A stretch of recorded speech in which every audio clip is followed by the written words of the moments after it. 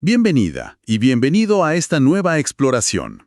Hoy vamos a meternos de lleno en un documento clave para entender el día a día administrativo y también legal de Perú. Hablamos del Boletín Oficial del 27 de octubre de 2025. Tenemos el PDF, el BO 2025-1027 o CRED.pdf. La idea es, sacarle el jugo, encontrar lo más importante en todo este mar de información oficial. Vamos a ver un poco de todo, Desde cómo andan las finanzas de algunas entidades hasta temas de salud, identidad, impuestos con la SUNAT, propiedades, incluso cómo se mueven las grandes obras. Es como una mirilla a la maquinaria del Estado, ¿no? Exactamente. El boletín oficial es eso, un registro público fundamental. Ahí se hace oficial todo. Actos de gobierno, decisiones judiciales, movimientos empresariales con peso legal. Puede parecer un poco seco, sí, pero si le prestamos atención, revela muchísimo de cómo funciona el país. Nuestra tarea hoy será, navegarlo y encontrarle el sentido a todos esos avisos. Perfecto. Empecemos por el lado financiero, que siempre es interesante. Vemos estados financieros de una entidad, la Caja Rural de Ahorro y Crédito del Centro S.A. Son datos a septiembre de 2025. Balances, estado de resultados. Todo en miles de soles, ojo. Y fíjate, hay un dato en la Caja Rural del Centro que, llama la atención. Tienen activos por unos 133 millones de soles, patrimonio de casi 10 millones, pero reportan una pérdida neta. ¿Una pérdida? Sí, de algo más de 2 millones de soles en el ejercicio. Pero, y aquí viene lo interesante de la regulación bancaria, su ratio de capital global está en 13.00%. Cumplen con lo que les exige la ley de patrimonio efectivo. Incluso tienen un pequeño excedente. A ver si entiendo. Eso quiere decir que, aunque perdieron plata en ese periodo, para el regulador siguen siendo solventes. Justo eso. Demuestra cómo funcionan los famosos colchones de capital regulatorio. Se les pide a los bancos tener un capital mínimo por encima de sus activos ponderados por riesgo, precisamente para eso, para poder aguantar pérdidas inesperadas o rachas malas sin quebrar, ni poner en riesgo la plata de la gente. Ah, claro. Ese 13% indica que tienen ese respaldo, digamos. Qué interesante cómo opera esa red de seguridad. Y también vemos números de otra entidad financiera, bastante más grande por lo que parece. Activos de más de 9.500 millones de soles. Y esta sí que reporta ganancias, más de 225 millones, y un ratio de capital mejor, por encima del 20%. Aunque no la nombran aquí directamente, en otros avisos se menciona al BBVA Perú. ¿Podría ser esa? Podría ser. El contraste en tamaño y rentabilidad con la Caja Rural es, enorme. Sí, claro. Y eso te muestra la diversidad del sistema, ¿no? Tienes desde entidades más enfocadas en microfinanzas o zonas rurales hasta los grandes bancos comerciales. Pero ambos juegan con las mismas reglas básicas de solvencia, aunque sus negocios y resultados sean muy distintos. Vale.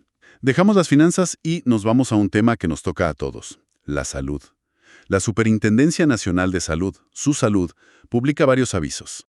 Y el procedimiento es el estándar. Si la persona no responde con lo que le piden en el plazo que da la ley, ¿Qué pasa? pues el caso se archiva.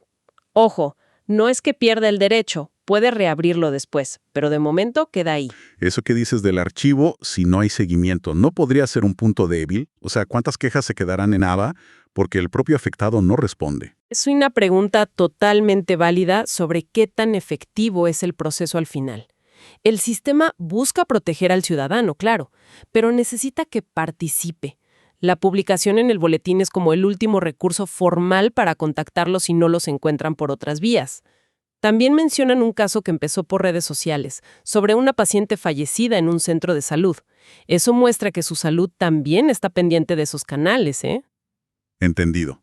Otro pilar de esta relación ciudadano-Estado, la identidad. El RENIEC, el Registro Nacional de Identificación y Estado Civil, también aparece bastante. Sí, mucho. Hay un montón de notificaciones sobre resoluciones que afectan inscripciones en el registro. Se publican para que la gente se entere de decisiones que podrían cancelar o cambiar una inscripción, por ejemplo. Y además, el flujo constante de gente pidiendo rectificar errores en sus partidas de nacimiento. ¿Errores como cuáles? ¿Qué tipo de cosas? Pues mira, hay de todo. Corregir el apellido materno, el nombre del padre, el propio nombre de la persona, a veces hasta el DNI del papá o la mamá que quedó mal anotado. Detalles que parecen pequeños, pero que legalmente son súper importantes, ¿no? Vitales. Para tu identidad legal es fundamental que todo esté correcto. Y RENIEC pone ahí todos los canales para que la gente consulte o responda. Mesa de partes virtual, la física, teléfono gratuito, correo. Es todo un esfuerzo, la verdad, para mantener ese registro civil lo más exacto posible. Y hablando de interacciones del Estado con nosotros, no podemos dejar fuera a la SUNAT, la Autoridad de Impuestos y Aduanas. Efectivamente. La SUNAT publica varias acciones de fiscalización. Por ejemplo, la aduana de Puno notifica sobre infracciones aduaneras. Lo más común es el comiso administrativo, o sea que te quitan la mercancía. Incautación, vamos. Eso.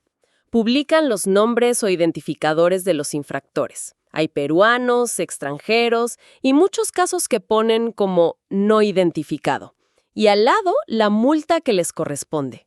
¿Y por qué publican estos comisos y multas en el boletín? ¿Cuál es el fin? Es la forma oficial de notificarles cuando no los pueden ubicar directamente. Les dan un plazo, normalmente 20 días hábiles, para que presenten sus descargos o reclamen.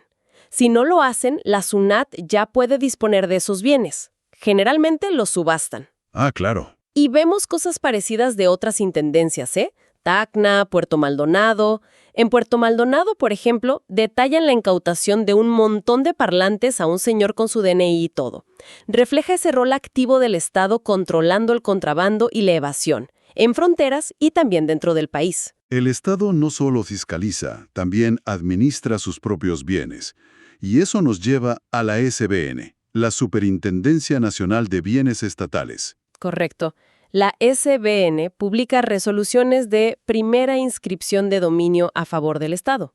¿Qué significa eso exactamente?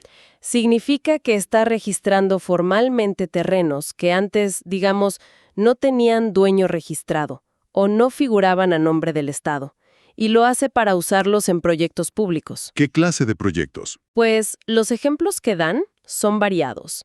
Terrenos para carreteras como las del IRSA Centro, áreas para obras de defensa contra inundaciones como en el río Cañete, terrenos para infraestructura de transporte fluvial. También vemos al Gobierno Regional de la Libertad inscribiendo terrenos enormes. Se basan en leyes específicas que le permiten al Estado asegurar tierras para obras que se consideran de interés nacional. Y la publicación es importante porque le da chance a alguien que crea tener derecho sobre esa tierra, como un poseedor ancestral, para que se oponga. Entendido. Y en la otra cara de la moneda, no el Estado adquiriendo, sino vendiendo forzosamente propiedades privadas. Están los remates públicos. Sí, exacto. Es el otro lado. La SUNAT, a través de sus ejecutores coactivos, que son los que cobran las deudas a la fuerza, anuncia remates de inmuebles. Para cobrar deudas de impuestos, claro. Detallan qué se remata, quién es el deudor, puede ser una empresa o una persona, y el precio base con el que empieza la subasta. Mencionan, por ejemplo, el remate de un inmueble de una constructora en Tumbes por una deuda bastante grande. Y también hay remates que ordenan centros de arbitraje. Esos suelen ser por no pagar hipotecas. En esos casos de hipotecas, a menudo se ven estructuras llamadas fideicomisos. ¿Podrías explicar rapidito qué son? Claro. Un fideicomiso, o patrimonio fideicometido, como le dicen aquí formalmente, es una figura legal. Imagina que tú, el fideicomitente, le pasas bienes o plata a alguien de confianza, el fiduciario usualmente un banco o una entidad especializada. ¿Para qué? Pues para beneficio de otra persona, el beneficiario, o para un fin concreto que tú establezcas. Vale. En los remates que vemos por hipotecas, muchas veces el fiduciario es un banco o una sociedad titulizadora. Ellos administran un paquete de créditos hipotecarios. Si alguien no paga su crédito, el fiduciario, siguiendo las reglas del contrato de fideicomiso, activa la garantía, o sea, ordena el remate de la casa o el terreno. Ah, ya veo. Es una forma de dar seguridad a los que prestaron la plata, ¿no? Exacto. Es una herramienta muy usada para eso, para dar más seguridad a las inversiones en créditos. Entendido. Gracias por aclararlo.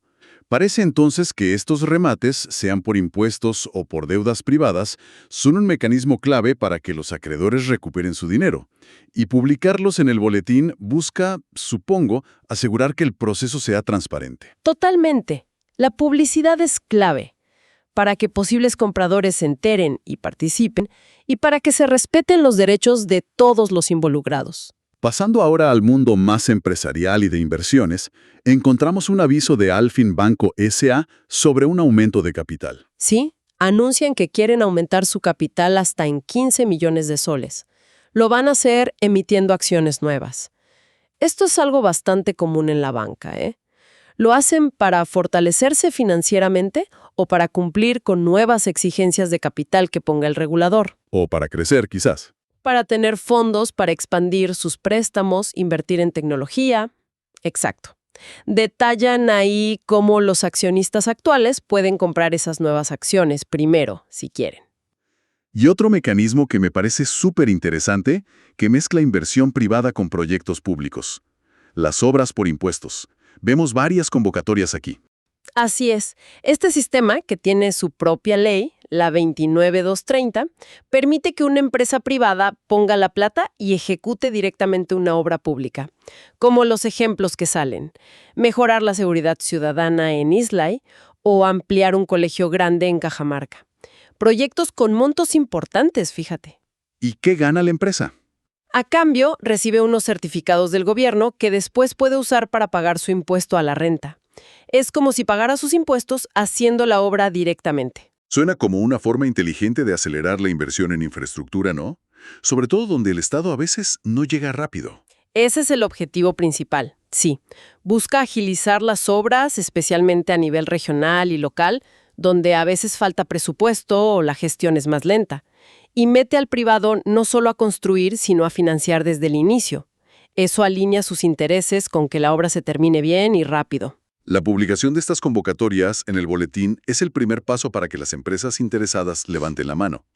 Para ir cerrando, el boletín trae también lo que podríamos llamar un mosaico de otros avisos legales, administrativos, esenciales para la vida diaria, ¿no? Exacto. Una mezcla de cosas, pero todas importantes en su ámbito. Están los clásicos edictos matrimoniales. Ah, sí. También hay solicitudes de concesiones mineras. Detallan quién la pide, qué mineral busca, dónde exactamente con coordenadas, cuántas hectáreas. Y aquí es muy relevante una advertencia que incluyen ahora: la necesidad de hacer consulta previa a los pueblos indígenas si la concesión afecta sus territorios o derechos. Ese punto de la consulta previa es crucial hoy en día, ¿cierto? Sin duda, refleja una obligación legal que tiene el Estado y el reconocimiento de los derechos colectivos de las comunidades originarias en Perú. Es un paso que no se pueden saltar antes de dar derechos sobre recursos naturales en sus territorios. ¿Qué más vemos en ese mosaico final? Pues mira, avisos de empresas que se disuelven y liquidan. La creación de nuevos fideicomisos, otra vez, para administrar fondos o garantías de proyectos específicos, donde participan bancos y empresas constructoras. Solicitudes de gente pidiendo que se reconozca legalmente su unión de hecho, demostrando que viven juntos un tiempo determinado. E incluso notificaciones de la Contraloría General, que es el órgano de control sobre el inicio de procesos disciplinarios contra funcionarios públicos. Es increíblemente amplio el espectro, la verdad. Y cada uno de estos avisos cumple una función legal súper específica, imagino. Correcto. Publicidad para proteger derechos de otros, como en los matrimonios o las uniones de hecho.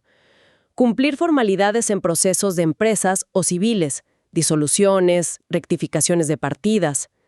Transparencia en cómo se manejan los recursos, concesiones mineras, fideicomisos, y rendición de cuentas, lo de la Contraloría. Todo eso confluye en este diario oficial. Bueno, después de revisar todo esto, queda clarísimo que un solo día del boletín oficial es como un pequeño universo. Refleja toda la actividad administrativa, legal, económica del país. Desde algo tan técnico como la solvencia de una caja rural, hasta cómo un ciudadano cualquiera se relaciona con el sistema de salud o arregla un dato en su DNI, pasando por inversiones millonarias en infraestructura y la fiscalización constante del Estado. Es como una radiografía diaria, si quieres verlo así, de esa interacción formal entre el Estado, las empresas y nosotros, los ciudadanos. Te muestra las reglas del juego, los procesos que están en marcha, las decisiones que se toman y se comunican de forma oficial.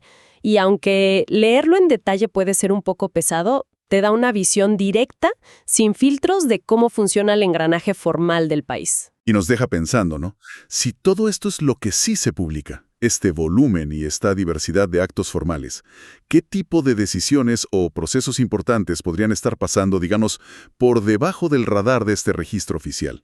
Quizás en etapas más tempranas de una decisión o por canales menos formales. ¿Cómo podríamos tener una visión todavía más completa de cómo se toman las decisiones que nos afectan a todos? ¿Más allá de lo que nos cuenta el boletín? Una pregunta interesante para darle vueltas.